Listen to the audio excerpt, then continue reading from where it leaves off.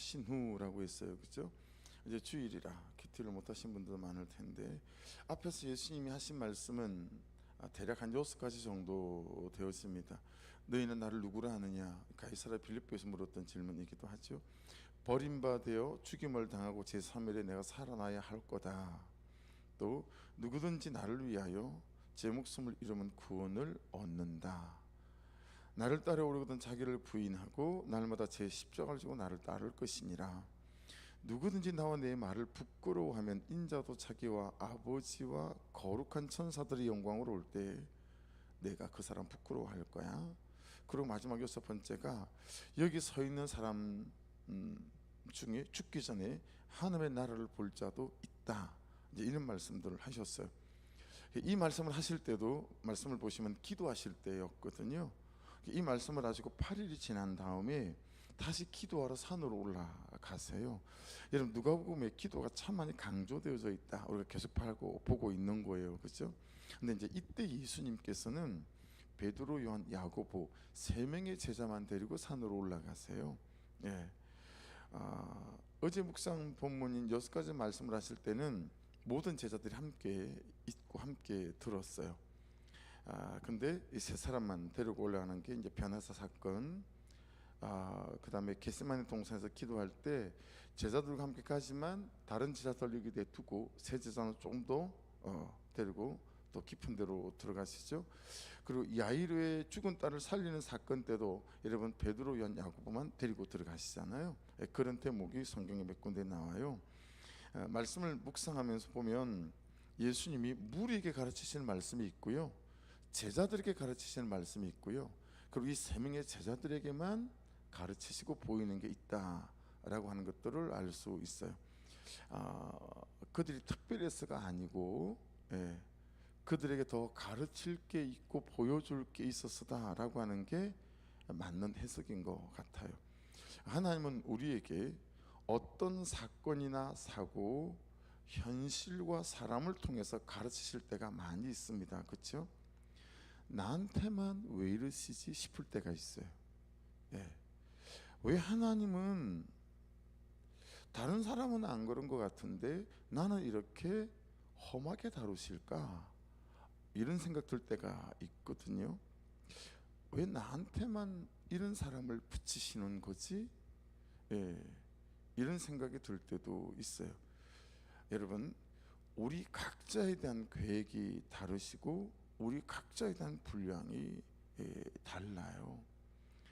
혹여 참 하나님은 내 인생에만, 내 가정에만 이렇게 험한 일들을 주시는 것 같다 라고 느낄 때가 있으실 때, 또 하나님은 나만 이렇게 좀 혹독하게 다루시는 건 아닌가, 그런 생각이 있으실 때, 여러분 이런 말씀들을 잘 기억했으면 좋겠어요. 다윗에게 옛날 10수년을 광야에서 도망 다니던 그런 다윗의 때를 다시 해보겠냐고 그렇게 물어보면 다윗이 어떤 대답을 할까요?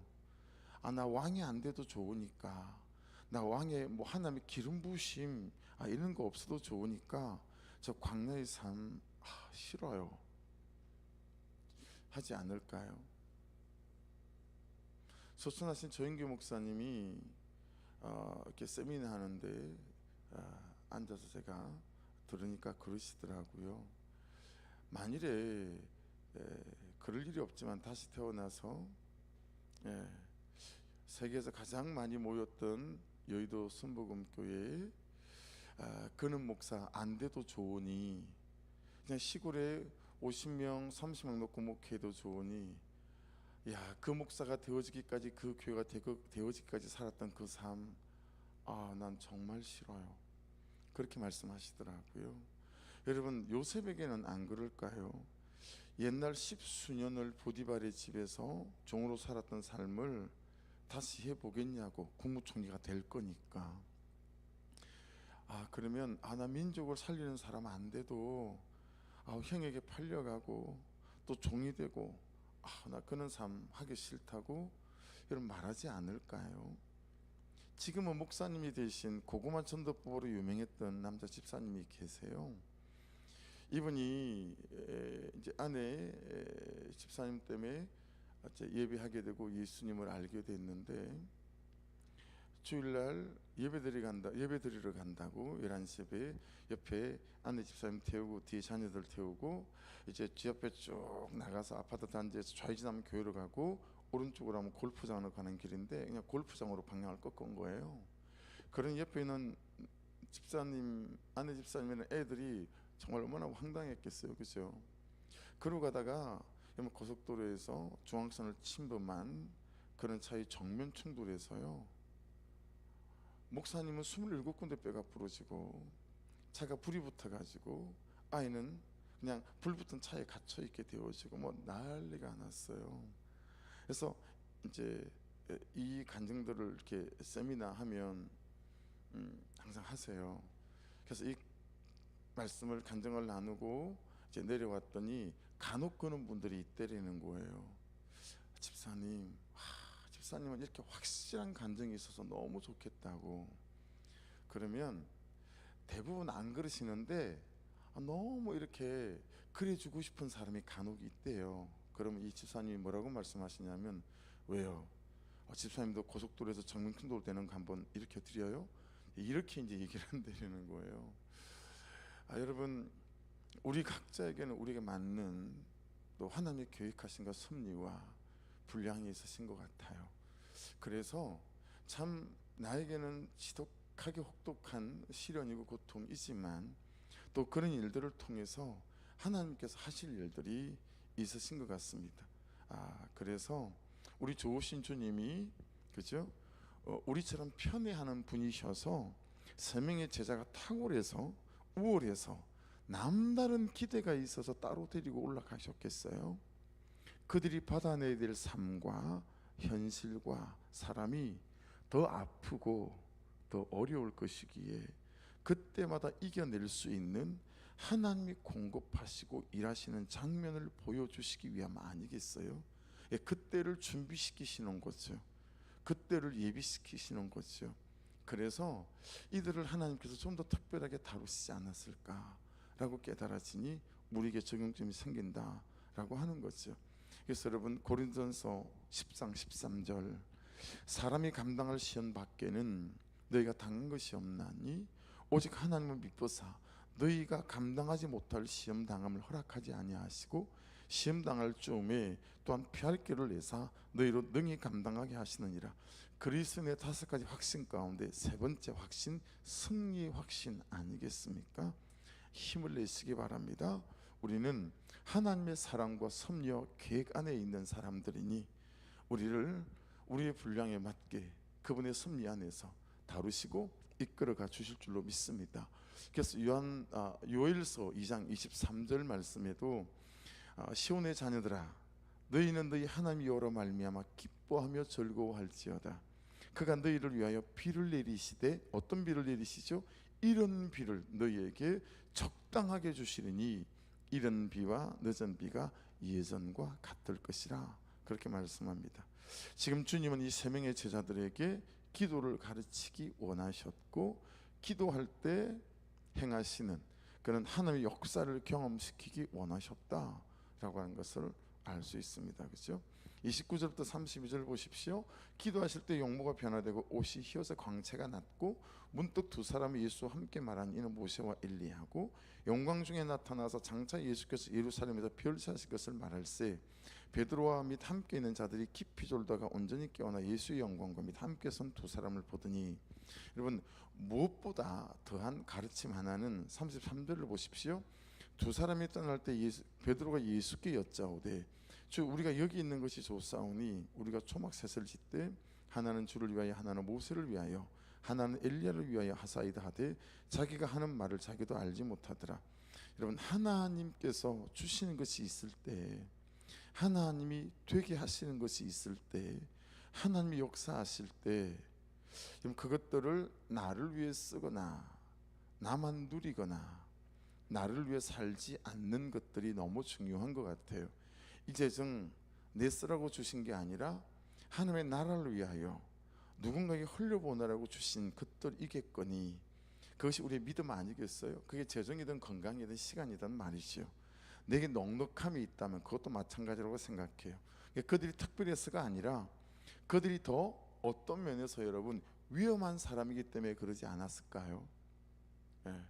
뭘 주면, 은사가 나타나면 그냥 사람들 앞에서 어깨 힘주고 목 빳빳이 세워서, 예, 훨씬 더 위험한 사람이기에 보여주지 않을 것을 보여주시고 다른 제자들에게는 하지 않는 말씀을 듣게 하시며 그들을 경계시키는 것일 수도 있겠다라고 또 깨달아지는 부분이 있으니, 이런 혹시 주시는 것이 있을 때 다른 사람보다 더해 주신 것이 있다면 그것들이 저와 여러분의 올무가 되고 교만이 되어지지 않는 그런 은혜가 있기를 주의 이름으로 축복합니다. 29절 다시 볼게요. 기도하실 때 용모가 변화되고 그곳이 휘어져 강체가 났답니다. 자, 이건 이제 예수님께서 육의 몸에서 부활의 몸으로 변화될 것을 예시한 또 그런 대목이거든요.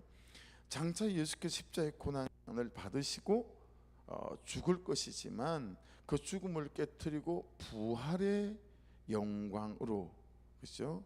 그렇게 나타날 것을 보여준 사건이다라고 해석합니다. 그러므로 변형 사건은 단순히 예수님의 영광만을 드러내는 게 아니고 예수님의 순환까지도 다 암시하고 있다라고 하는 거죠. 그러니까 우리는 그때를 보고 지금을 사는 사람들이에요. 그 부활의 주께서 우리를 세우실 그때를 보고 지금을 사는 사람들. 또 다른 측면으로는 이 세 명의 제자들에게, 오늘을 사는 우리들에게 예수님께서, 야, 기도의 가장 큰 유익과 목적은 내가 거룩해지는 것이란다 라는 메시지가 이 안에 있음을 깨닫습니다. 그렇죠? 그렇게 들리는 대목이에요. 나는 내 인생에, 내 신앙에, 내 기도의 목적을 어디에 두고 있는지 한번 돌아볼 필요가 있는 거죠. 그래서 깨달아야 될 건 어떤 거죠? 너의 삶이 거룩해지면 기도와 말씀으로, 그렇죠? 청년이 무엇으로 그 행실을 거룩하게 하겠냐고 기도와 말씀이라고 말씀하시잖아요. 그러니까 여러분, 내 삶이 거룩해지면 내 존재와 내 삶이 행복해진다 라고 하는 것이 성경이 말씀하시는 진리이지 않겠어요? 그래서 믿는 자에게 최고의 무기는 거룩입니다. 그렇죠? 근데 이게 그리 좀 어렵습니다.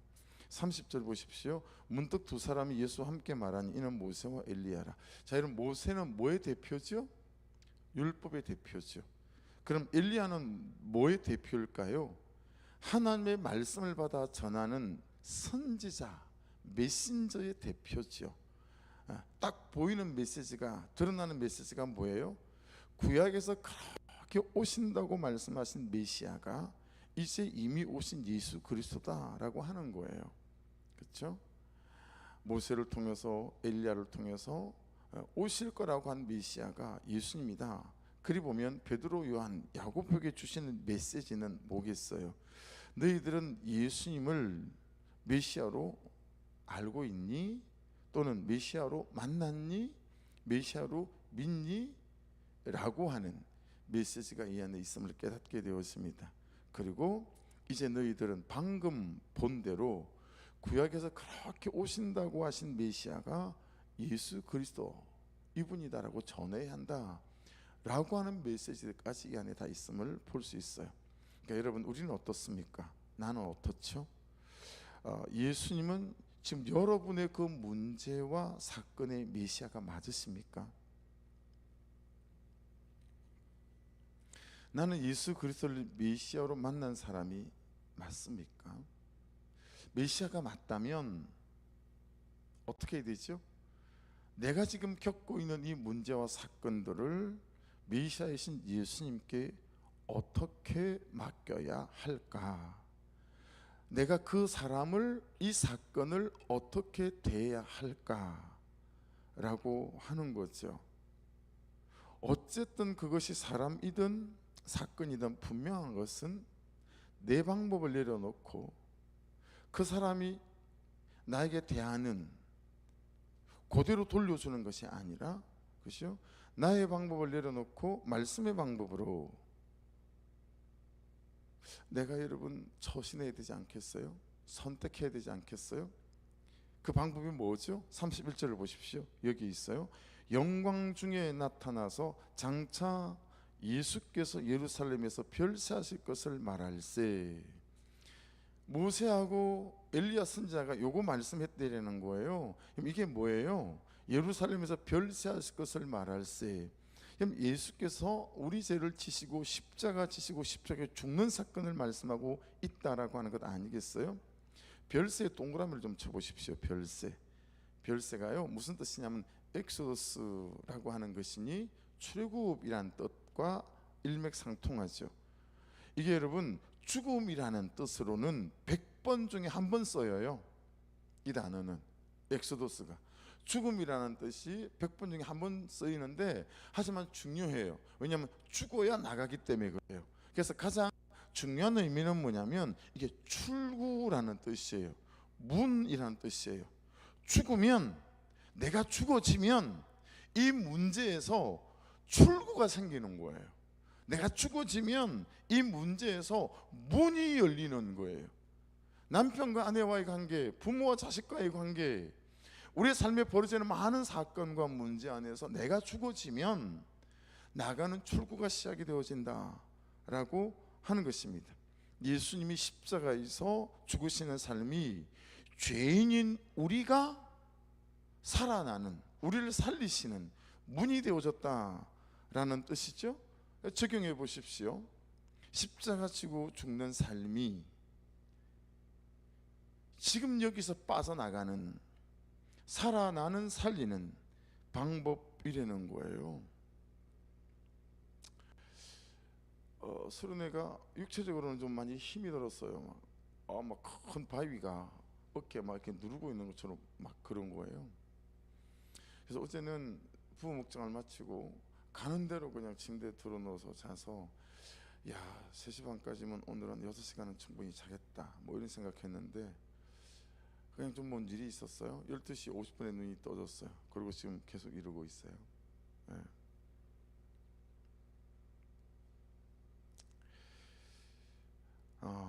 제가 적용을 해봤어요. 이제 이 말씀을 묵상을 하게 돼서, 야 아무 일도 없는 것처럼 솜털같이 마음이 제가 가벼워지더라고요. 나의 딸에 대하여 어떻게 나는 십자가를 져야 할까? 나는 어떻게 죽어야 할까? 말씀을 묵상하다가 이게 이제 적용이 되기 시작했어요. 그러니까 뭐 눈 녹듯이 마음이 녹아지는 거 있죠. 그래서 저의 적용은 아직 진행 중이에요. 근데 입을 닫는 것부터 시작했어요. 입을 딱 닫았어요. 네. 여러분 적용해 보십시오. 별세, 엑소더스. 네. 내가 죽어지잖아요. 그러면 이 사건과 이 관계에서 나가는 문이 생겨요. 출구가 생긴대요. 참 진짜 복음은 복음인 것 같아요. 32절이에요. 베드로와 및 함께 있는 자들이 깊이 졸다가 온전히 깨어나 예수의 영광과 및 함께 선 두 사람을 보더니, 여기서 여러분 졸다에 해당하는 헬라어가 베바레메노이라는 단어더라고요. 이게 여러분 졸한 게 아니에요. 단순히 졸한 게 아니고 깊이 잠들어서 코 고고 자는 상태가 요거거든요. 그러니까 제자들에게 예수님이 이 세 사람을 기도하는 것도 좀 가르치고, 그죠? 궤기 있어서 이렇게 데리고 갔는데 졸음을 못 이기고 깊이 잠들어 버린 거예요. 네. 그러니까 내가 지금 잘 깨어 있나, 졸고 있나, 자고 있나, 이것도 좀 점검이 필요한 말씀이지요. 이 사건에 대해서 난 혹시 자고 있는 것 아닐까, 뭐 이런 거죠. 근데 여러분 신기하지 않아요? 되게 신기했어요. 여러분 조는 것도 아니고 깊이 자다가 대화 소리에 깼다는 거예요.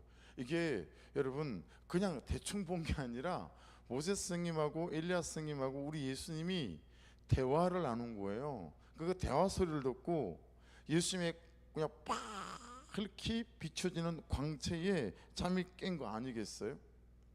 근데 이 세 사람은 어떻게 모세 선생님이 모세 스님인 줄 알아보고 엘리야가 엘리야인 줄 알아봤을까? 그림을 본 적도 없고 사진도 본 적이 없을 터인데, 그렇죠? 참 이 대목이 이런 우리가 잘 안 되는 지점이기도 해요. 무슨 일이 탁 벌어졌을 때 직관적으로 하나님 그분의 은혜와 성령의 역사가 어때요? 이 사건을 통해서 하나님께서 나에게 뭘 말씀하시고 싶은 거지? 이 훈련을 우리가 참 너무 안 하고 살아왔잖아요. 이제서야 말씀을 묵상하며, 여러분 이제는 더 이상 사건을 해결하려고 하는 인생이 아니고 사건을 해석하려고 하는, 사건을 해결하려고 하면 뭐만 생긴다고요? 다른 사람의 죄만 보여요. 왜냐하면 너 때문이야를 해야 되니까. 그렇죠? 원망하고 판단하는 거죠. 근데 사건을 해석하려고 하면 어떻게 되죠? 하나님, 이 사건을 통해서 제게 하신 말씀이 있으세요라고 이 질문이 되어지니까 내가 보이죠. 나와 직면하게 되어지죠. 그래서 내 죄가 보이는 거죠. 여러분, 차원이 다른 삶이 되잖아요. 맨날 너 때문이야 이러고 살았다가 이 사건을 통해서 하나님께서 하신 말씀 없으세요? 왜 그러세요? 라고 말씀 앞에 서게 되면 내가 말씀 앞에서 직면하고 내 죄가 보이니 전혀 다른 삶이 되어지는 거죠. 여러분, 그래서 이분들이 깊이 자다가 깼지만 직관적으로 모세 선생님이구나, 엘리야 선생님이구나 알아보는 것처럼 저와 여러분에게 이런저런 사건이 있을 때, 참 하나님께서 나에게 이 말씀을 하시는구나 라고 깨달을 수 있을 만한, 항상 말씀 앞에 붙어가고 은혜 안에 잘 붙어가는 저와 여러분 될 수 있기를 주의 이름 축복합니다. 33절 보십시오. 두 사람이 떠날 때 베드로가 예수께 여짜오되 주여 우리가 여기 있는 것이 좋사오니. 이제 난리가 났어요. 베드로가 초막셋을 짓겠다고. 그리고 모세의 성에 미워하고 하나 엘리야 선생님 사시고, 그리고 하나는 이제 자기들이 살고 싶었겠죠. 자, 여러분 33절이 중요한 건 뭘까요? 어디 밑줄이 쳐져야 될까요? 두 사람이 떠날 때입니다. 두 사람이 떠날 때에 어떤 시점이죠? 예수님하고 모세 선생님하고 엘리야 선생님이 이런저런 대화를 나누시다가 떠나려고 하는 그 타이밍에 베드로가 잠깐만요, 저기요, 주여 우리가 여기가 좋사오니 초막셋을 짓되 우리가 여기 있는 게 좋대요. 그렇죠? 나의 부르심, 나의 보내심, 나의 사명 이런 거 말고 그냥 우리가 여기 있는 게 너무 좋대요. 초막셋을 짓되 이렇게 말씀하신 거예요. 내가 생각하기에, 내가 보이기에 지금이 너무 딱 좋은 거죠. 근데 하나님 보시기에는, 말씀이 보시기에는 모세와 엘리야 선생님이 떠나야 할 타이밍이었다라고 하는 것입니다. 내 삶의 타이밍, 시간을 내가 갖지 않고 하나님께 맡기고 말씀에 맡긴다는 것은 사실 보통 일이 아닙니다. 보통 믿음이 필요한 게 아니다 라고 하는 거죠. 그것도 보세요.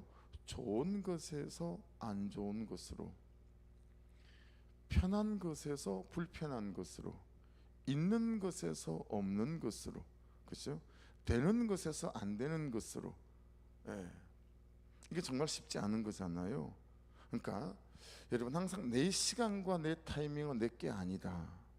말씀이 말씀하실 때 나는 아닌데, 말씀이 말씀하실 때 그를 용서해야 될 타이밍이라고 말씀하실 때, 여러분 참 나를 내어드리는 그것이 무엇이든, 그렇죠? 그게 되어져야 되겠죠. 근데 이게 잘 안 되잖아요. 어떨 때 가능할까요? 34절에 대답이 있어요. 34절 보십시다. 이 말 할 즈음에 구름이 와서 그들을 덮는지라. 구름 속으로 들어갈 때 그들이 무서워하더니. 이런 보석 같은 말씀이 다 이렇게 있는 거구나 성경에, 이 생각했어요. 그럼 구약에서 구름이 와서는 어떤 의미죠? 구약에서 구름이 왔다라는 건 어떤 의미죠? 출애굽 때 생각해 보세요. 그럼 출애굽할 때 무슨 기둥과 무슨 기둥이죠? 구름 기둥과 불 기둥이죠. 그 구름이 와서는 무슨 의미죠? 하나님의 임재를 의미하는 거예요. 언제 내 타이밍을 하나님께 맡길 수 있나? 하나님의 임재가 있게 될 때라고 하는 거죠. 근데 여러분, 이게 구름이 와서 그들을 덮는 정도가 아니고 어떤 정도죠? 구름 속으로 들어가서, 이게 무서워하다는 막 무서워하는 게 이게 경외, 그 경외로움에 무서워하는 거거든요. 하나님의 임재가 얼마나 큰지 알 수 있는 대목이죠. 여러분, 내 시간, 내 타이밍, 내 삶을 온전히 하나님께 내어드리고 맡길 수 있는 건 하나님의 임재가 없이는 우리가 할 수 없는 일들이에요. 그래서 지금 34절 말씀은 하나님의 임재가 너에게 지금 필요한 때다 라고 말씀하시는 거죠. 지금 하나님의 임재가 너에게 있어야 할 때다 라고 하는 거죠. 그러니까 여러분, 지금 우리는 다른 때가 아니에요. 하나님의 임재를 구하고 하나님의 임재 안에 나아가고 임재 속에 있어야 될 때가 지금이다 라고 하는 것이니, 무엇을 위한 걱정과 무엇을 위한 계획과 어떻게 하지 골몰하지 마시고요, 하나님의 임재 안으로 나아가는 은혜가 있기를 주의 이름으로 축복합니다. 그러면 그때 하나님께서 그냥 하실 거예요. 말씀하시고 듣게 하시고 깨닫게 하실 거라고 봅니다.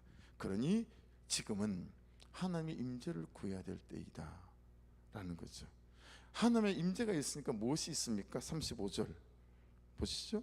구름 속에서 소리가 나서 이르되 이는 나의 아들 곧 택함을 받은 자니 너희는 그의 말을 들으라고. 여러분, 임재가 있으니까 뭐가 있어요? 들리는 말씀이 있습니다. 들리는 하나님의 말씀이 있어요. 들어야 될 하나님의 말씀이 들립니다. 듣고 적용하고 순종해야 할 말씀이 있다라고 하는 거죠. 말씀이 들리는 자가 이길 수 있고, 들린 말씀을 적용하고 순종하는 삶을 살아가는 자가 이기는 자입니다. 할렐루야. 그러니 하나님의 임재는 우리의 가장 큰 사역이고 가장 큰 부르심이고 가장 큰 사명입니다. 하나님의 임재 안에서는 이것이 어떤 사명보다도 놀라운 사명이라는 사실을 기억하시고, 내가 어떻게 이 새벽부터 이 아침부터 이 하루도 하나님의 임재 속에 있게 될까, 내가 임재를 구하는 사람이 되셔서 여러분 이 하루도 하나님의 임재 속에 살아갈 수 있기를 주의 이름으로 축복합니다. 그러려면 뭘 해야 되죠? 해야 될 것을 해야 하고 하지 말아야 될 것을 하지 말아야 되는 적용들이 우리에게 있어야 합니다. 그렇죠? 이때 뭐만 보이죠?